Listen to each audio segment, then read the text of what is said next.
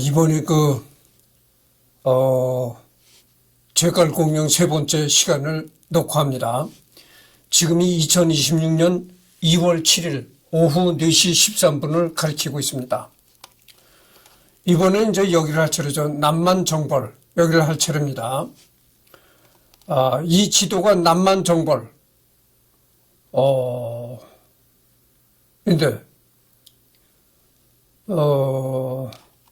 그래서 제갈량의 남중 정벌도 제갈량이 이렇게 정벌을 한 그런 그 지도가 되겠습니다. 족관의 정사는 대소를 막론하고 모두 제갈량에 의해 결정되었다. 제갈량은 사신을 보내 선호와 공식적인 동맹관계를 회복하였다. 일릉대전을 기점으로 월수의 수족, 고정과 이주의 대호족, 옹계, 맹획 등이 남중의 여러 군을 끼고 반란을 일으켰다는 기록이 있다. 다만 월수는 유비 생전에도 사실상의 독립 세력으로서 사천분지 내부로 군대를 보내 위험이 진압할 정도였고, 다른 남중 지역의 경우에도 기존 유촉의 행정력이 명목상의 지배권 이상으로 발휘되었다는 근거 자체가 모호하다는 점이 참작되어야 한다. 이를테면 월수 태수 공록은 아예 월수군으로 가지도 못하고 안정현에서 근무하고 있었다.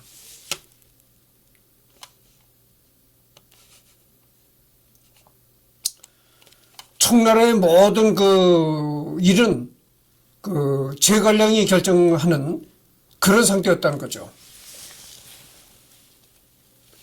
아까도 말했지만 유비의 그 아들이, 물론 아들이 집권을 했지만, 그러나 그 지혜가 많고 경륜이 많은 그런 그 제갈량이 모든 그 정사를 일임하다시피 그렇게 했다는 거죠. 제갈량이 보낸 촉군 사람 종사 상기가 군주부를 잡아 신문을 하자 가뜩이나 불손한 태도를 보인 장가태수 주포가 상기를 죽이고 반란을 일으키나 제갈량이 이제 막 대상을 치른 뒤였기에 곧바로 군사를 일으키지는 않았다.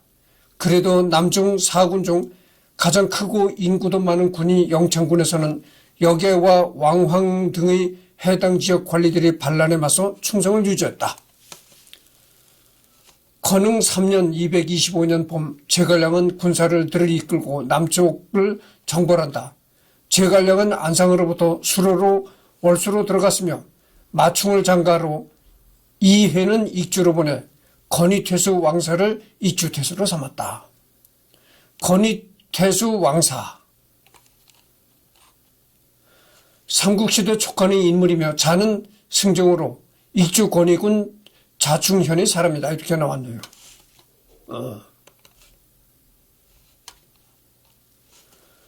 월수군의 고정은 몸으로부터 정책 비수에 이르기까지 막루를 많이 세워두었는데 제갈량은 고정의 군대가 모이길 기다려 그들이 모이자 한꺼번에 토벌하여 비수에 이르렀다. 제갈량은 고정을 참화하고 마충은 장가군을 격파하고 이회는 남정의 이족을 격파했다. 한편 고정의 부곡이 옹계를 살해하자 맹옥이 이어받았다. 5월에 제갈량은 노수를 건너 익주를 정벌하고 맹획을 격파한다. 이 과정에서 맹획을 7번 잡아 7번 놓아주었다는 기록이 나온다. 이거는 이제 7종 7금이라는 데에 이렇게 기록이 되어 있다는 거죠. 가을에 마침내 4군을 평정해 익주군을 건영군으로 고쳐 이회를 태수로 하고 아는 장군과 교주 자사를 더하고 미현으로 치수로 옮겼다. 당시 오나라가 교주 자사를 두어 교주를 지배했으므로 이는 외교적인 문제에 소지가 있는 행동인데 오나라가 별반 불만을 토로하지 않았으며 이는 오나라가 익주 자사를 뒀음에도 이견을 제시하지 않던 초기의 경우와 같다.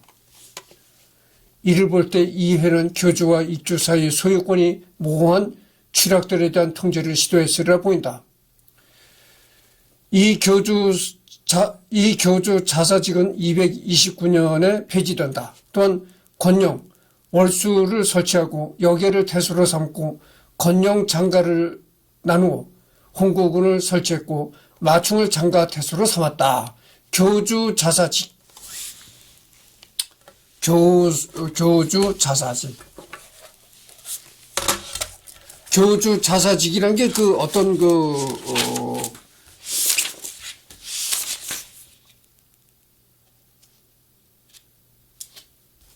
봅시다.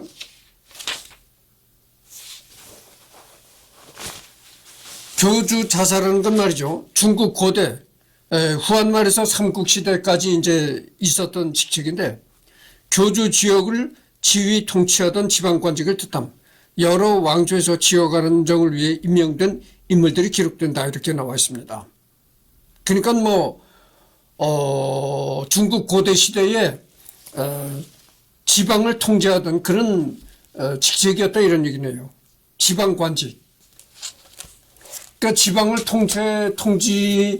통치했던 관직이라고 하니까 지금으로 말하면 무슨 도지사라고 해야 될지, 아니면 시장이라고 해야 될지, 그런 직책이라고 봐야 되겠죠.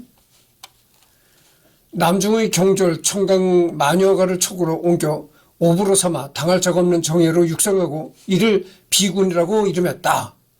이 비군, 이게 뭡니까? 날비자입니다. 날비.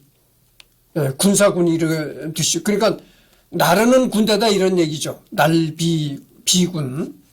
연약한 자들은 현지 호족의 부국으로 삼고 호부 도위를 설치했으며 이를 오잘하여 남쪽 사람들을 사성 오잘했다.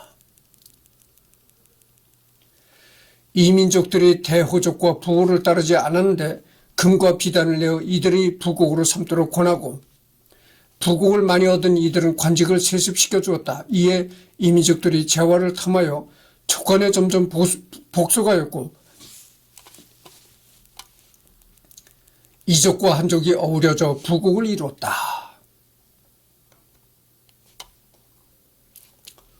제갈량은 남중의 준걸 건영의 찬섭, 주제의 맹염 및 맹혁을 거두 관석으로 삼았다. 찬섭은 관직이 영군에 이르렀고, 맹염은 보안장군, 맹획은 어사중승에 이르렀다. 남중의 금, 은, 단, 칠, 밭가는 소전마가 군국의 비용으로 생산되어 촉관을 보유하게 했으며, 도독은 항상 신중한 이들을 기용하였다.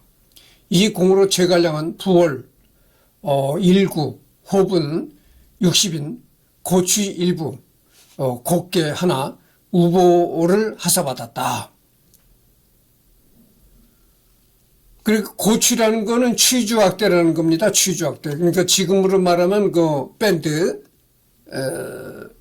거리 밴드 이런 관악대, 관악 연주대죠. 취주악대. 제갈량이나 화양국제에는 이러한 내용들이 나열되어 있으며 기록관의 차이는 크지 않다. 이들만을 보고 판단하면 원정은 대단한 성공으로 보인다. 화양국제에서는 사실 여부가 의문스러운 7종 7금 1화가 등장하고, 양양기에 이르려면 심지어 제갈량이 죽기 전까지 남방은 다시는 반란을 일으키지 않았다고 적었다. 하지만 이는 실제와 다르다. 사군을 정벌했다는 제갈량전의 기록과 달리 유비가 죽기 전에도 익주로 군을 보낼 정도로 호전적이었던 독립세력인 월수군은 정복에 실패하였다. 몇몇 애곽현들이 점령되어 신설된 운남군에 편입되었으나 군의 핵심인 치소 인근에는 접근하지 못했고, 원정 과정에서 월수 태수직을 맡았던 공록은 사망하였다. 월수군은 제갈량 사후 240년에서야 장억에 의해 정복되었다.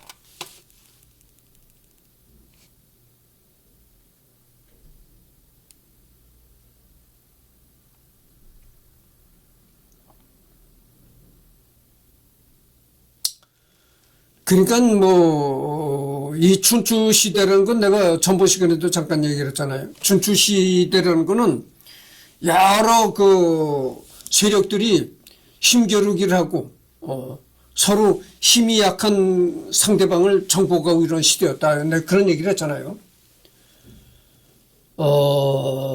그래서 이때는 전투나 전쟁이 굉장히 일상화된 그런 시대였던 거죠. 그러니까 전투나 이런 싸움이 아주 일상적으로 일어났던 그런 시대입니다. 제갈량은 남중에 대한 영토화 과정을 제대로 수행하지 않았고 이로 인해 남중의 생산력은 국력에 온전히 편입되지 못했다. 여러분들 한번 생각해 보세요.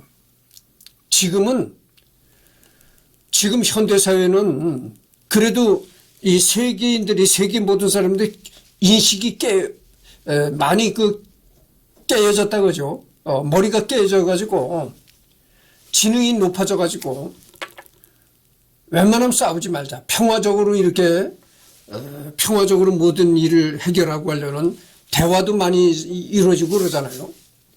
그래서 유엔이라는 기관도 그래서 생겨난 곳이고, 미국이 세계 경찰 노릇을 한다, 이런 식의 얘기도 나오고 그랬었잖아요. 그런데도 불구하고 이 지구상에는 전쟁이 끊이지 않다, 이 말이죠. 지금 러우 전쟁이 아직도 끝날 기미도 보이질 않고, 요즘에는 또 미국이 이란을 이제, 말 안 들으면 너희들이 말 안 들으면 이란을 그냥 짓밟아버리겠다고, 항공모함, 어마어마한 군사력을 이란에 집중시켜 놓고 있고, 그 다음에 이스라엘이 얼마 전에 팔레스타인, 거기를 또, 공격을 했었고, 하여튼 이 지구상의 분쟁이 끊이지 않는다 이거죠. 그리고, 며칠 전에는 또 태국과 캄보디아가 또, 전쟁을 벌였었잖아요. 생각해 보세요. 지금과 같이 이 사람 지능이 깨이고 평화를 갈구하는 그런 인식이 많아진 이런 현대에 와서도 이렇게 분쟁이 끊이질 않는데, 서기 200년대에 오죽게 끊겼어요. 그런 원시 시대는 정말, 말도 못하는 거죠. 같은 시기 동호의 손권이 의욕적으로 산원을 개척해 행정구조를 확립하고 적극적으로 국력에 편입한 반면 제갈량은 기존 남중 지배층의 지배권을 그대로 인정하고 형식적인 복속을 받아냈을 뿐 이들에게서 세금과 인력을 거둘 구조를 만들어내지 못했다. 따라서 남중은 명목상 초기의 영토이 돼 실제로 영토로서 기능할 능력은 없는 상태에 머물렀다. 이는 현대학자들이 제갈량의 남중 정보를 저평가하는 주된 이유이다. 남중의 관료도 군대도 남기지 않은 제갈량의 방침은 그가 남중에서 발을 떼자마자 즉각적인 반란을 유발했다. 이민족 유화주의라는 그럴듯한 세간의 오해와는 다르게 촉은 남중을 내강 도덕을 통하여 군사적으로 지배하였다. 관료에 의한 통치가 제대로 확립되지 못한 상태에서 도덕의 통제를 받는 남중은 영토이 돼 온전한 영토가 아닌 상태로 남았으며 촉의 멸망까지 저항을 유지했다. 제갈량이 죽을 때까지 반란이 없었다는 양양기 등의 신격과나 다름없는 서술과는 달리 남중에서는 제갈량이 군을 북쪽으로 돌리자마자 다시 반란이 일어났다. 이 회는 이를 진압해야만 했다. 촉에게 충성을 유지했던 역에는 이민족 반란으로 사망했다. 233년에는 남중 전반에 걸쳐 대규모 반란이 일어나 중앙에서 마충을 투입한 다음에야 진압할 수 있었다. 이렇게 남중 원정을 서둘러 끝낸 제갈량은 곧바로 유명한 북벌에 매진한다.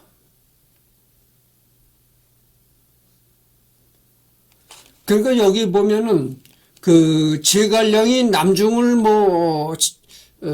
정복했다고는 하지만 여기 보면은 제갈량이 남중에서 발을 떼자마자 즉각적인 거기서 또 반란이 일어났다는 거죠. 그러니까 남중을 제갈량이 남중에다가 어떤 관료도 통치하는 관료도 군대도 남기지 않았다 이 말이죠. 그러니까 한마디로 제갈량이 남중에서 나오자마자 남중은 무정부 상태가 되었다 이렇게도 말할 수가 있는 것이죠.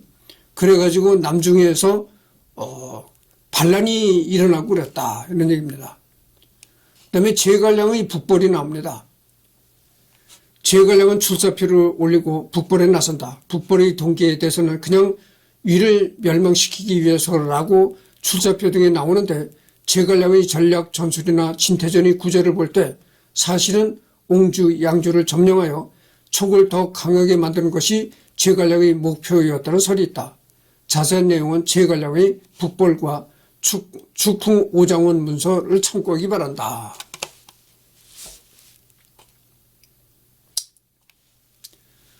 여러 신하들의 의견은 왕경이 도주해버린 후라성을 굳게 지킬 수 없으므로 강유가 만일 양주로 가는 길을 끊어 사군의 백성과 만족을 겸병하여 관농의 요충지를 점거한다면 왕경의 군사를 전멸시키고 농어를 멸망시킬 수 있을 것이라고 했다. 응당 대군이 사방으로 모이는 것을 기다린 후에 강유를 공격해야 한다는 것이었다. 대장군 사마문왕이 말했다.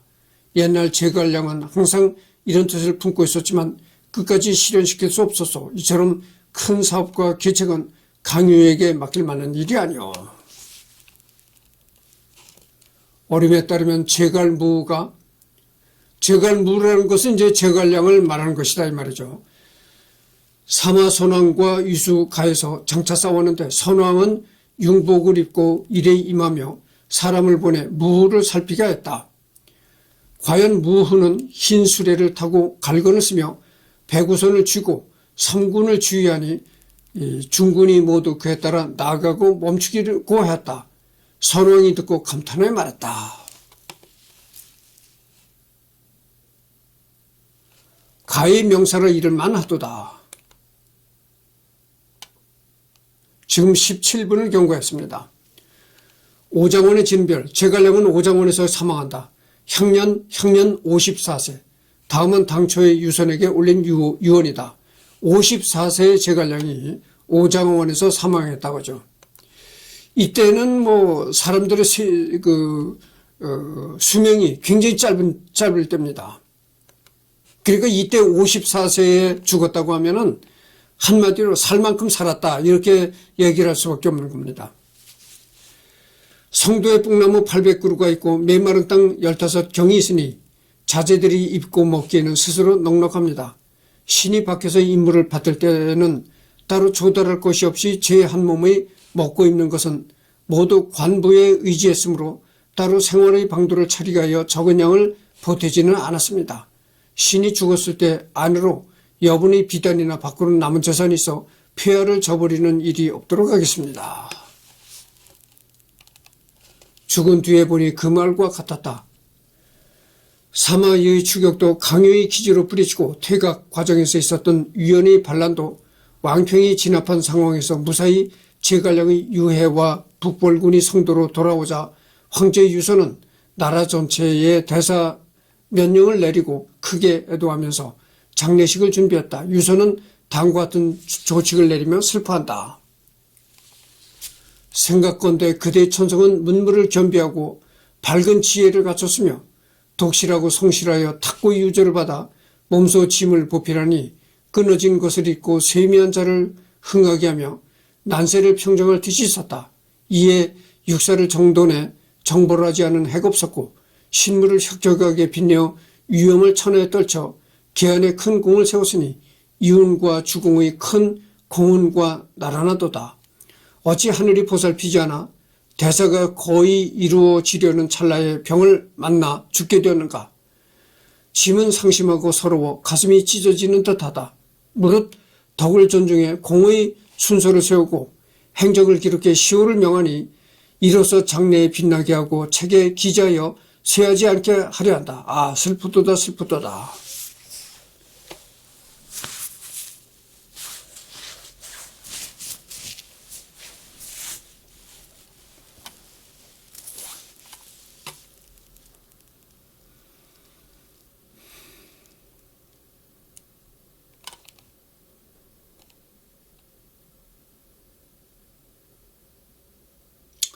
그러니까 제갈량이 죽었을 때, 유비로부터 황제의 직위를 물려받았던 유비 아들이 이런 그러니까 애도가 담긴 글을 내렸다고 하죠. 아, 슬프도다 슬프도다. 이 두 번이 이제 반복되는 겁니다. 생각건대 그대의 천성은 문물을 겸비하고 글과 무예를 다 갖췄다. 그리고 또한 밝은 지혜를 갖췄고 독실하고 성실하여 탁구의 유조를 받아 몸소 짐을 보필하니 그렇게 글에 능하고 무예에 능하고 싸움에 능하고 전투에 능하고 밝은 지혜를 갖췄고 이런 높은 뜻을 가진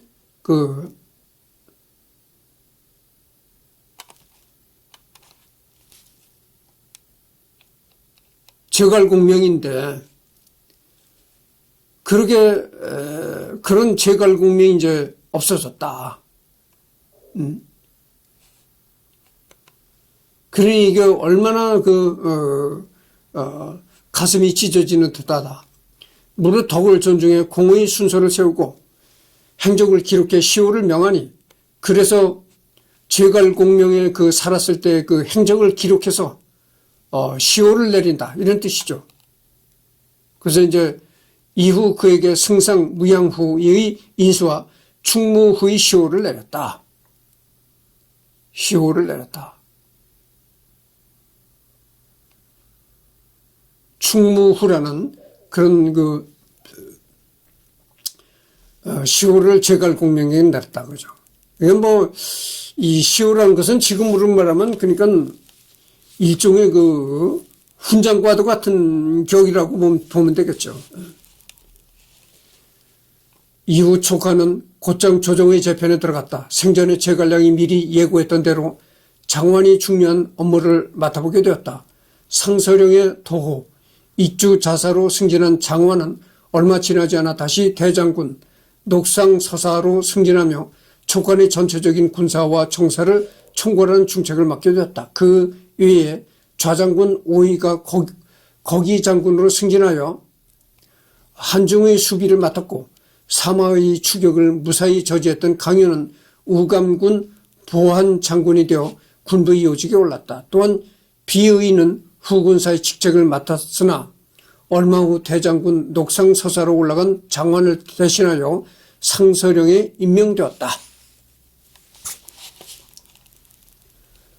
제갈량이 엄격한 통치를 펼쳤음에도 그동안 그를 원망한 백성들은 없었으며 오히려 제갈량이 사망했을 땐 백성들이 사당을 지어달라고 부탁했지만 유선이 듣질 않자 길거리에서 제사를 올리고 융이마저 들판에서 제사를 올려 결국 한중 면양에 제갈량의 사당을 짓겠다는 구절이 양양기에 기록되어 있다.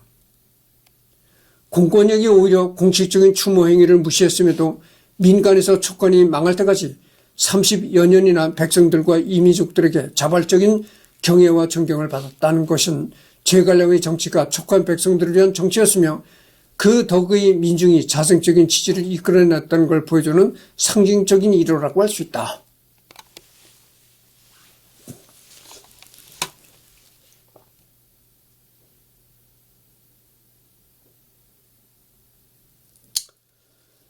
그래서 제갈량이 세상을 떠났음에도 촉한의 백성들은 제갈량을 이렇게 생각하고 추모했다는 것입니다. 그래서 이걸 보더라도 얼마나 제갈량이 살았을 때 백성들을 위한 그런 정치를 했는가 이런 걸 알 수 있다 이런 얘기죠. 이 민간 단위의 자발적인 경애와 존경은 이로부터 수십여 년 후 서진 성안에서도 이어졌고 수백 년 후 당나라의 서적 만사나 손초의 강무후 비음에도 기록되어 있으며 명나라 시기 유기 전설에서 또 드러나고 현재까지도 면면이 이어지고 있다. 이런 존경은 사대부들도 마찬가지로 면양의 이 사당은 후일 위나라의 종회가 촉한의 한중을 공격했을 때도 참배했다고 한다. 게다가 남만에도 제갈량을 기린 장소가 많으며 심지어 제갈량이 물을 떠다는 우물도 있다.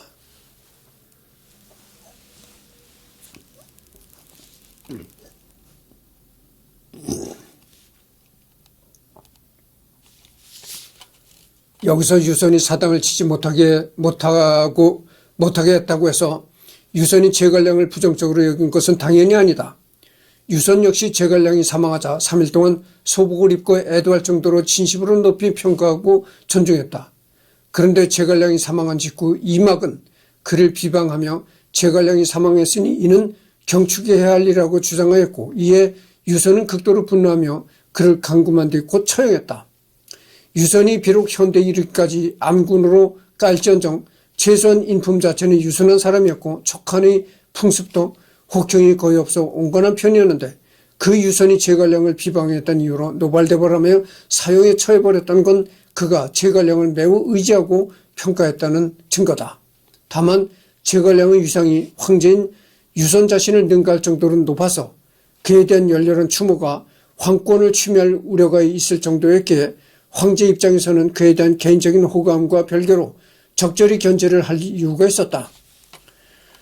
하지만 이막의 주장은 이런 정상적인 신권 견제를 넘어서 인간적인 모독을 했을 뿐만 아니라 지금까지 유선이 제갈량을 신뢰하고 의지한 게 몽땅 쓸모없다는 의미가 된다.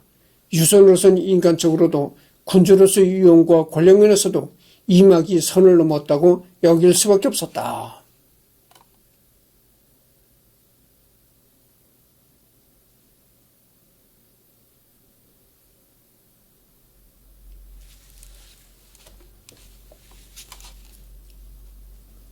한편 죄를 지어 유배 갔던 이엄은 제갈량이 죽었다는 소식을 듣고는 이제 자신이 속죄할 기회는 영영 사라졌다고 탄식하다 병에 걸려 죽었다. 마찬가지로 시종 고만한 언행을 일삼다 파직당해 쫓겨났던 요립은 눈물을 흘리며 딸 알아볼 인물은 제갈량밖에 없었거늘 그가 죽었으니 난 더 이상 복직될 길은 없게 됐다고 슬퍼했다.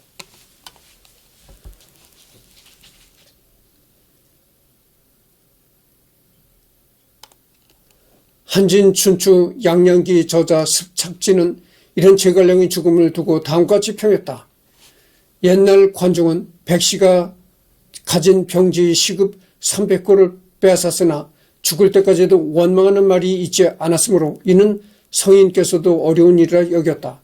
제갈량은 요립으로 하여금 눈물을 흘리게 하였고 이엄은 죽게 되었으니 어찌 단지 원망하는 말을 하지 않은 것에 그치겠는가. 물이란 지극히 평평한 것이므로 사악한 사람조차도 그곳에서 모범을 찾고 거울이라는 아주 밝게 비추는 것이므로 추한 사람도 화내기를 잇는다. 물과 거울이 사물이 끝까지 다 드러내지만 그에 대하여 원망하지 않은 까닭은 그것에 사사로운 마음이 없기 때문이다. 물과 거울에 사사로움이 없기 때문에 비방을 면접하는 것이니 하물며 대인과 군자가 즐겁게 살려는 마음을 품고 긍휼히 여겨 용서하는 덕을 보이며 법을 사용하지 않을 수 없는 곳에만 사용하고 형벌도 그들이 스스로 범하였던 죄에만 주어지고 자기를 줄 때 사사로움을 품지 않으며 주살하였다고 해도 노여움에서 한 것이 아니니 천하에 복종하지 않을 사람이 어디 있겠는가.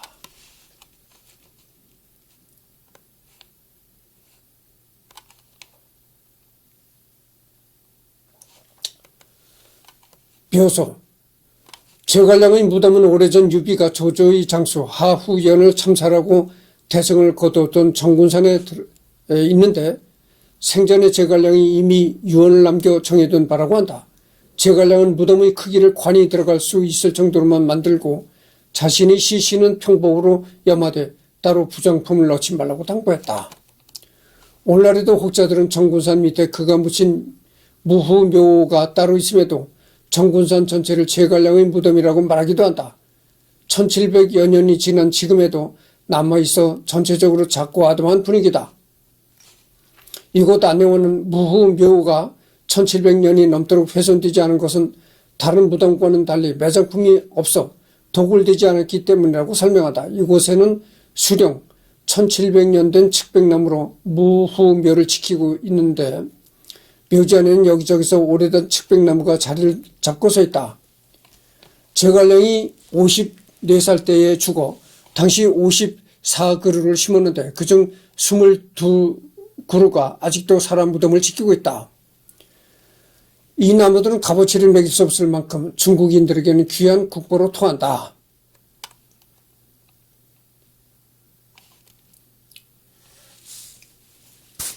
제갈량의 무덤엔 봉분 옆에 황과수라는 큰 나무가 자라고 있다. 이 나무는 제갈량의 아내인 황부인을 상징한다. 거의 전쟁터에 살다시피 한 제갈량과 황부인은 전생에서 부부의 정을 깊이 나눌 시간적 여유가 없었다. 그래서 황부인은 못한 부부의 정을 다하기 위해 죽어서 남편이 무덤 옆에 나무로 다시 태어났다는 이야기가 내려온다. 이곳 사람들은 곤경에 빠지거나 힘든 시기를 보낼 때 지화신으로 불리는 제갈량 묘를 찾아 방법을 강구하였다고 한다. 제갈량의 무덤에는 말이죠. 제갈량 무덤에는 제갈량 무덤 그 봉분 옆에는 황과수라는 큰 나무가 자라고 있다는 겁니다. 그 나무에 내려오는 그 전설 아닌 전설이 있는데 그게 어떤 얘기냐면은 이 나무가 그 제갈량 무덤 봉분 옆에 있는 나무가 제갈량의 부인이를 상징한다는 겁니다. 그래서 이 제갈량은 거의 한평생을 전쟁터에서 살다시피 했기 때문에 부부간에 오롯한 오손도손한 정을 나눌 그런 시간적인 여유가 없었다. 그래서 그것이 한이 된 이 부인이 그래서 이제 못다한 부부의 정을 다하기 위해서 그 죽은 남편이 무덤에 나무로 환생했다. 이런 그 전설이 있다는 겁니다. 그래서 이제 살아서는 부부로서의 정을 오손도손 나눌 그런 그 경황이 없었지만 시간적 여유도 없고 경황이 없었지만 내가 죽어서 다시 이제 당신 묘 옆에 나무로 환생을 했다. 이런 얘기죠. 그런 전설 아닌 전설이 그 나무에 설이 있다는 겁니다. 인근 몇 년 무후사는 중국 전국 각지에 위치한 2000개가 넘는 제갈량 사당 중 유일하게 촉한당대 황제가 저서를 내려 만든 사당이다. 그런 의미로 천하제일무후사라고도 불린다. 무후사는 수도 성도의 주군의 황릉이 가장 크고 화려하지만 면현의 무후사는 그보다 50여 년 먼저 지어졌다. 현존하는 무후사 중 가장 오래된 것이다. 사당은 대문, 이문, 악루, 사정, 대전 등으로 이루어져 있다. 대전 안에는 제갈량의 안전상이 안치되어 있고 좌상의 양측에는 관의 아들 관흥과 장비의 아들 장포의 입상이 있다. 관흥과 장포의 동상은 무후의 묘에도 있는 것인데 이곳에 있는 동상들의 손에 든 칼과 창이 더 크다. 집 밖에서 제갈량을 수호하고 있음을 의미한다고. 자, 32분을 경고했습니다. 그래서 조금 더 해드리겠습니다. 무사에도 수령 1700년 된 측백나무가 제갈량이 만든 발진도의 원리에 따라 64그루가 심어졌다고 한다. 현재는 16그루만이 살아 무후사를 지키고 있다. 사당 안쪽으로 들어가면 청나라 옹정제가 내린 한승상제 갈무향 충무후사라는 편액이 걸려있다. 그 아래 충심이 하늘을 찌른다라는 의미의 청, 가경제의 충관 운소라는 편액이 있다. 이곳에 가면 무후사의 방문 후기를 볼 수 있으니 관심 있으면 클릭해 보기 바란다. 지금 33분을 경고하고 있습니다. 그래서 이걸 볼 때 말이죠. 제갈량과 그의 아내가 제갈량과 그의 아내가 살아생전에 너무 그 부부간의 애정이 아주 돈독했다는 거죠. 근데 그 부부간의 애정은 돈독했으나 그 애정을 나눌 그런 그 시간적인 여유가 없었다. 그래서 이제 제갈량이 죽은 다음에 그 부인이 그 살아생전에 부부의 정을 못 나눴던 그런 한이 서려서 그 제갈량 묘소에 나무를 환생했다. 이런 그 전설 아닌 전설이 있다고 했잖아요. 근데 내가 어렸을 때 나이 많은 어르신 한 어르신이 그래. 야, 요즘에 뭐 사랑 어쩌고 따지는 게 요즘 사람들이 하는 얘기지 옛날 사람들은 그런 게 없었다. 그저 부부간에도 무덤덤이 사랑 이런 걸 없이 이런 그런 뭐 애틋한 감정 없이 그냥 무작정 뭐 같이 합방하고 기계적으로 애를 낳고 사는 것이지 무슨 뭐 사랑해서 애를 낳고 이런 게 없었다. 어느 그 나이 많은 어르신이 그런 말을 하더라고. 근데 그게 틀린 말이죠. 틀린 말입니다. 내가 그게 틀린 말이라는 걸 왜 생각을 했냐면은 경북 안동에서 조선시대 그 무덤이 발견됐어요. 조선시대 그 미라가 발견됐다. 미라라는 건 뭐냐면은 시신이 부패하지 않고 그대로 이제 말라서 그대로 이제 부패하지 않은 시신을 미라라고 하는 겁니다. 그냥 살갗이 말라붙은 거예요. 부패한 게 아니고. 그게 왜냐면은 이 조선시대는 묘를 회광묘를 했다는 거죠. 이 관을 묶고 또 관 주위에 이 회로다가 덮었다는 거예요. 그러니까 왜 회로다가 관 주변을 덮었냐면은 이 회로다가 이 관 주변을 덮으면은 나무 뿌리, 뭐 해충 이런 게 침입을 못 한다는 겁니다. 그래서 이 시신을 보호한다는 그런 측면에서 회로다가 이렇게 관을 이렇게 에워쌌다는 거죠. 근데 바로 그렇기 때문에 그 회로다가 이 회광묘를 한데 그런 데서 시신이 미라가 나오는 겁니다. 그러니까 시신이 부패하지 않은 상태의 미라가 그런 회광묘에서 발견이 된 거죠.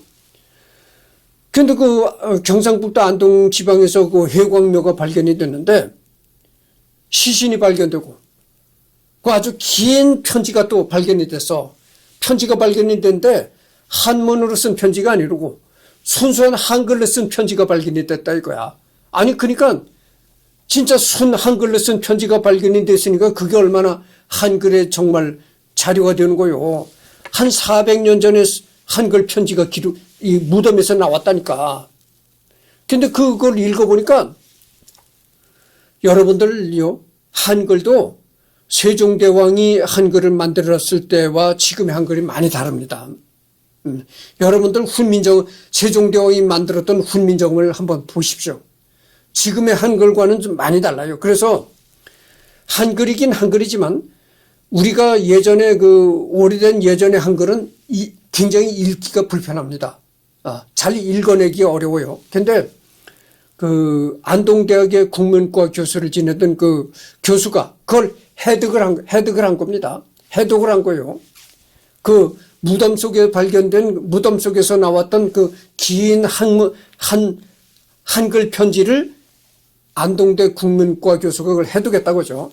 해독했는데 거기 보니까 아내가 그 한글 편지를 써서 남편 시신을 묻을 때 같이 묻은 거야. 그게 썩지 않고 그 편지가 그대로 이제 나왔던 거죠. 근데 그 편지를 해독을 해보니까 무슨 내용이냐면은 아무개 아버지, 당신이 가면 나는 어떻게 살겠습니까? 어떻게 당신이 떠난 세상을 내가 어떻게 살려고 나를 버리고 이렇게 먼 길을 떠나십니까? 이런 아주 한탄초의 그 사랑의 편지를 썼더라 이 말이요. 그리고 집신도 한 켤레 그 무덤에서 나왔는데 여러분들 시신이 썩지 않은 상태에서 미라가 발견될 정도니까 창호지에 쓴 편지도 그대로 있었고 또 집신도 썩지 않고 그대로 나온 거야. 근데 집신이 나왔는데 뭘로 만드는 집신이냐면 이 머리카락, 사람의 머리카락으로 집신을 만들었더라 이거야. 그러니까 사람의 머리카락과 이 볏짚과 이렇게 섞어가지고 집신을 만드는 거야. 야, 이게 뭔가 이렇게 봤더니 그 편지도 읽어보고 이렇게 봤더니 당신 뭐 이제 먼 길을 떠나시니까 이 집신을 신고 떠나시라고 아내가 자기 머리를 이렇게 뜯어가지고 자기 머리를 베어내가지고 그 머리로 남편 집신을 만들었더라 이거예요. 그러니까 그 집신이 아내가 아내 머리를 잘라서 만드는 집신이야. 그리고 거기 또 옷가지가 나왔는데 아니 그러니까 남편이 죽었으니까 남자 옷만 나와야 될 거잖아요. 남자 옷만 나와야 정상이잖아요. 근데 아니 여자 옷이 또 거기 여자 치마가 거기 묻혔더라는 거예요. 그러니까 아내가 당신 내 치마를 벗어서 당신 품에 안겨드리겠다고 해가지고 자기가 입던 치마를 또 무덤에다 같이 놓아줬더라 이거야. 그러니 옛날 사람들도 얼마나 이 남녀 간의 사랑이 지독했는가 알 수 있잖아요. 지금 사람들 뭐 사랑 어쩌고 사랑 타령한다고 그게 요즘 사람이나 그렇지 옛날 사람들은 그렇지 않았다. 이게 아닌 겁니다. 거짓말인 겁니다. 옛날 사람도 그렇게 기막힌 사랑을 했다니까. 내가 그걸 보고 그 무덤에서 나온 그걸 보고 야 놀랬다니까. 지금 사람들 사랑 타령하는 건 이건 아무것도 아니고. 아니 지금으로부터 400년 전 조선시대 그렇게 아내가 자기 남편이 죽은 걸 애도를 해가지고 자기 머리를 잘라서 남편 집신을 삼고 자기가 입었던 치마를 남편 무덤에 같이 묻어주고 편지에 뭐라고 썼냐면 아무개 아버지가 지금 떠나시면 나는 어떻게 살겠습니까? 내가 어떻게 슬픔에 져서 나를 버리고 떠나십니까? 이런 한탄의 편지를 한글로 써서 묻었더라. 사랑의 편지를. 이 얼마나 감동스러운 사랑의 편지인가 알 수 있잖아요. 이 얼마나 사랑이 겨운 그 사건인가 알 수 있잖아요. 아내가 자기 머리를 잘라서 남편 집신을 만들어서 무덤에 넣고 자기가 입던 치마를 남편 품에 이렇게 안겨드리고 이래서 무덤을 만들었던 거야. 근데 그 남자가 누구냐면은 무슨 암흑의 이시인데 180, 키가 180이라고 그러더라고. 이 거기 뼈대를 측정해 보니까 180이 넘는 사람일 것이다. 이렇게 추정을 했다는 거야. 그러니까 여러분들 조선시대에 180이 넘는 키였다고 하면은 거의 지금으로 말하면 190이 훨씬 넘는 키였다고 볼 수가 있는 겁니다. 이 조선시대는 사람들이 그렇게 크지는 않았어요. 그래서니까 얼마나 그 옛날 사람들도 남녀 간의 사랑이 참 지극했던가를 알 수 있는 겁니다. 내가 그래서 그 제갈량 얘기를 하다가 또 중국 사람 제갈량 얘기를 하다가 또 우리나라의 그 얘기를 했습니다. 그래서 이번에 여기서도 끝내고,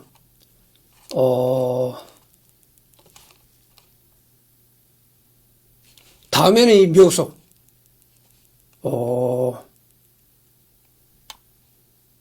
아니죠. 묘소가 아니고, 여기를, 관련 문서 여기를 하도록 하겠습니다. 그러니까 오늘 녹화는 없고, 일요일 날, 내일이 일요일이니까 일요일 날 또 녹화가 있겠습니다.